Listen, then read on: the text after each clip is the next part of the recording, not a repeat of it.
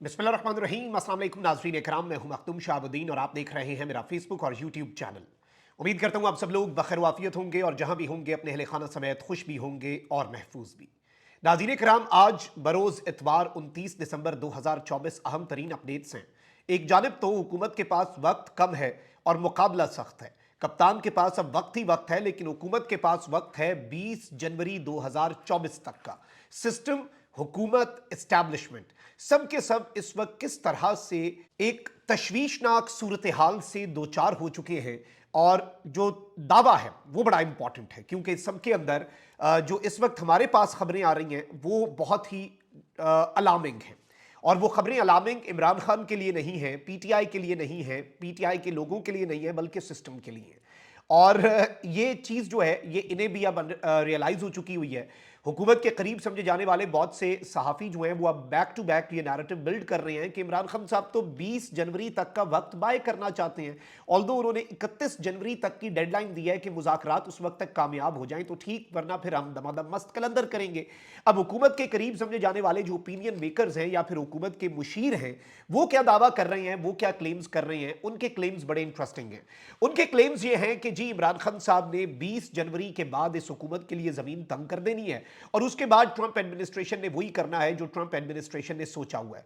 अब आप ये देख लें कि रिचर्ड ग्रेडल ने एक दो ट्वीट्स किए। ठीक है जी, एक दो ट्वीट्स आपकी पर्सनल ओपिनियन हो सकती है, लेकिन इसमें फहद हुसैन साहब जो कि शहबाज शरीफ की जो कैबिनेट है, इमरान खान साहब की जब हुकूमत गई और पीडीएम की गवर्नमेंट आई, जो पिछली गवर्नमेंट थी निगरान से पहले, उसमें वजीर भी थे। अब वो दोबारा साफी बन चुके हैं, लेकिन फहद हुसैन साहब ने ये बहुत बड़ा दावा किया और उन्होंने कहा कि देखें जी, ये रिचर्ड ग्रेडल जो है उसने जो भी बातें की, अगर वो उसकी पर्सनल ओपिनियन होती तो उसे रोक दिया जाता। बैक टू बैक वो रोजाना की बुनियाद पे इस मामले को पर्सनली अब परसू जो कर रहा है, ये हो ही नहीं सकता कि ये ट्रंप एडमिनिस्ट्रेशन की पॉलिसी ना हो।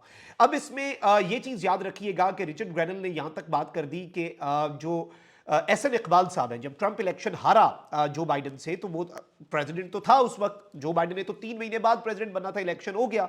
उस वक्त एहसन इकबाल ने एक ट्वीट किया डोनाल्ड ट्रंप के खिलाफ और अमरीकी सिफारत खाने ने sitting president of the United states के खिलाफ जो ट्वीट है उसे रीट्वीट कर दिया। वो ट्वीट ट्रंप और इमरान खान दोनों के खिलाफ था।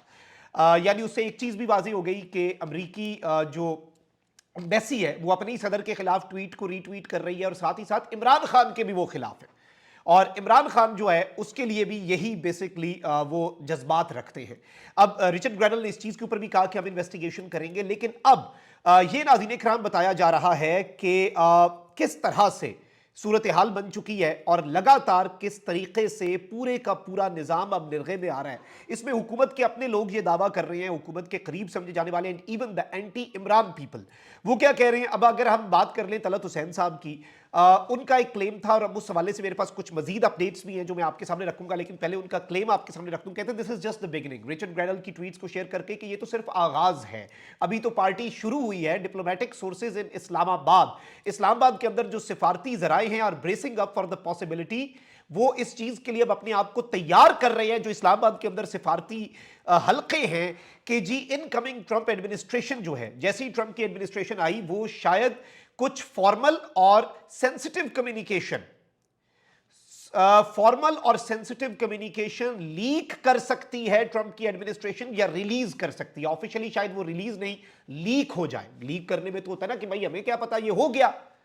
और ये करेगी क्या, क्योंकि देखिए अमेरिका ने तशवीश का इजहार किया, अभी तो वो बाइडेन एडमिनिस्ट्रेशन तशवीश का इजहार कर रही है। बरतानिया ने तशवीश का इजहार किया, यूरोप ने जीएसपी प्लस स्टेटस के ऊपर क्वेश्चन मार्क लगा दिया, लेकिन उसके बाद हमने देखा कि 60 लोगों को मजीद सजाएं हो गई मिलिट्री कोर्ट्स की जानिब से। ये भी बात किसी से ढकी छुपी नहीं है। अब ये जो 60 लोगों को मजीद सजाएं हुई मिलिट्री कोर्ट्स की जानिब से, ये एक बड़ी इंपॉर्टेंट चीज है, जाहिर बात है हम इसे इग्नोर नहीं कर सकते। अब ऑब्वियसली प्रेशर एक्सर्ट होगा और सिस्टम जो है वो इस प्रेशर को रेजिस्ट करने की कोशिश करेगा अमेरिका की तरफ से जो आ रहा है। अब इसमें मैं बार बार ये बात करता हूं कि डेडलाइन शुरू हो चुकी है, 22 दिन बाकी है सिस्टम के पास, निजाम के पास। वो क्यों?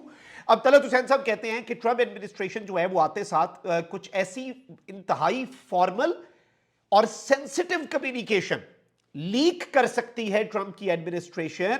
और वो करेगी क्या, जिसका पर्पस ये होगा, जो पाकिस्तान के साथ उनकी कम्युनिकेशन रही, serve the purpose of public pressure by naming and shaming.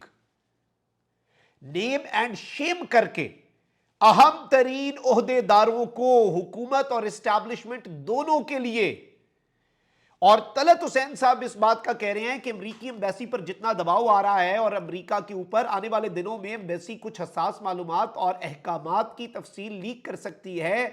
यानी कि सादा अल्फाज में जो इमरान खान साहब कहते हैं कि रिजीम चेंज ऑपरेशन हुआ, उससे पहले जो कुछ हो रहा था उस वक्त से लेकर आज तक मुक्तदरा और सियासतदान, इनके साथ अमेरिकी एम्बेसी की जो कम्युनिकेशन थी और बाइडेन एडमिनिस्ट्रेशन की तरफ से जो जो सेंसिटिव मामलात चल रहे थे, यानी तलत हुसैन साहब एक चीज एक्नॉलेज कर बैठे इस खबर के देने में। एक्नॉलेज क्या कर बैठे और तस्लीम क्या कर बैठे कि भाई कुछ तो ऐसा है अमेरिका के साथ कम्युनिकेशन में कि दाल में काला है, और अगर वो कम्युनिकेशन लीक हो गई तो नेम एंड शेम होगी हुकूमत। हुकूमत नेम एंड शेम होगी, हुकूमत का ऊपर पब्लिक प्रेशर बढ़ जाएगा अगर वो लीक हो गई। यानी कुछ तो है, फिर आप इस बात को तस्लीम कर रहे हैं। अब इस सब के अंदर कहते हैं कि इंटरेस्टिंग टाइम्स हैं अब आगे, और डिप्लोमैट ने मुझे क्या कहा, I can't say it will happen but if it does I won't be surprised. Diplomat ने तलत हुसैन साहब को कहा कि मैं ये नहीं कह रहा कि ये होगा, लेकिन अब हमें ये अंदाजा हो गया है कि अगर ये हुआ तो हमारे लिए सरप्राइज नहीं होगा, हमारे लिए ये अचंभे की बात नहीं होगी, हमारे लिए ये हैरान कर देने वाली बात नहीं होगी अगर ये हो जाता है तो। अब इस बात की इंपॉर्टेंस आप समझे।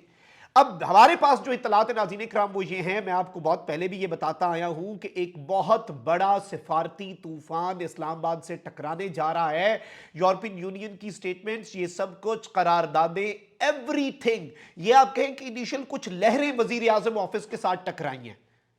जो असल बड़ा सिफारती सुनामी है वो पाकिस्तान के लिए इस वक्त प्रॉब्लम्स क्रिएट कर सकता है। यह अनफॉर्चुनेट चीज है। वैसे मैं जाती तौर पे इसके हक में नहीं हूं, लेकिन हमारी मईशत का ऐसा बेड़ा गर्क किया गया है और जानबूझ के इस मुल्क के हालात इस कदर खराब कर दिए गए हैं कि आज हम आलमी ताकतों को आंख नहीं दिखा सकते ना। हमारा वजीर आजम एब्सोल्युटली नॉट कह सकता है। इससे पहले एक ही वजीर आजम ने एब्सोल्युटली नॉट कहा था और उसके बाद वो आज तक भुगत रहा है, लेकिन उसके साथ अवाम थी। ये तो एब्सोल्युटली नॉट कह के इन्हें अवाम ने भी घास नहीं डाल दी।